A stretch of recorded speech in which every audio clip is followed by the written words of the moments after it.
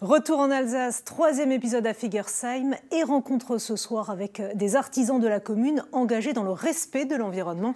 Chacun dans leur domaine, ils allient économie des ressources et esthétique. Angélique Etienne et Guillaume Bertrand.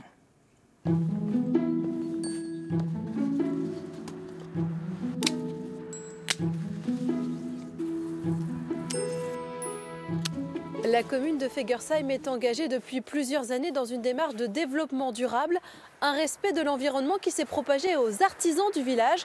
Certains ont même fait de l'économie des ressources leur commerce. Allons voir. Chez cette fleuriste, on arrive rarement les mains vides. Bonjour Michel. Bonjour Marinette. Je te ramène des végétaux que j'ai coupés dans mon jardin. Super. Et je voudrais que tu me rajoutes quelques fleurs françaises. D'accord. Cette cliente a commandé un bouquet, mais pas avec n'importe quoi, avec les plantes de son jardin. Une idée sortie tout droit de l'enfance de la fleuriste. Je me suis vue enfant offrir un petit bouquet à la maîtresse cueilli dans le jardin. Et là, j'ai dit bah ouais, c'est ça. Pourquoi pas? C'est beaucoup plus raisonnable et du coup, tout le monde y gagne. Depuis 4 ans, elle propose donc ces compositions uniques pour des mariés qui avaient planté eux-mêmes leurs fleurs, pour un restaurant qui les cultive dans son potager ou encore pour la commune. Avec tous les végétaux, on peut faire ça.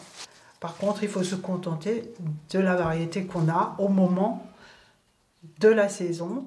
En hiver, il y a plus de verdure que de fleurs. Il est magnifique. Ah là là. Le bouquet sera facturé en fonction du temps de conception. Magnifique. Ça, c'est mon sapin. Ça, c'est le forsythia.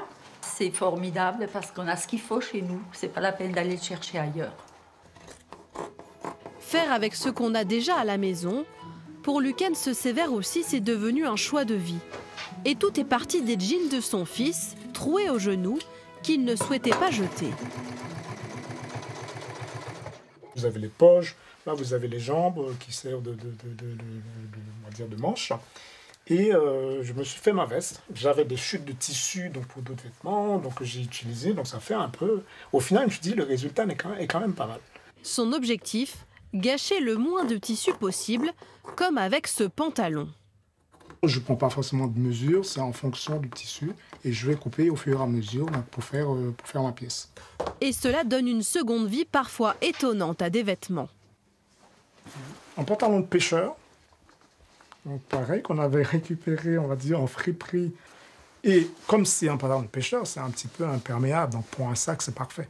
Quand on voit, on va dire, l'impact de l'industrie de la mode sur l'environnement, je me dis, c'est notre façon de participer à la réduction de déchets. Une mise en valeur qui passe également par l'estime de soi. Demain, nous irons à la rencontre d'une habitante qui consacre son temps à donner confiance aux autres.